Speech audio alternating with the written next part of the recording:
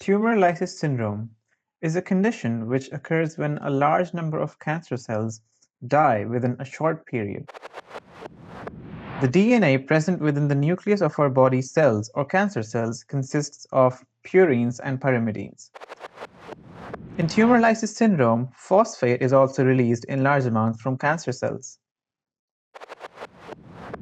What actually triggers tumor lysis syndrome is usually chemotherapy, but it can also occur due to radiation therapy, hormonal therapy. In order to diagnose laboratory tumor lysis syndrome, 2 or more of the following must be detected. Management of tumor lysis syndrome is mainly prophylactic. Intravenous hydration can be done for at-risk patients.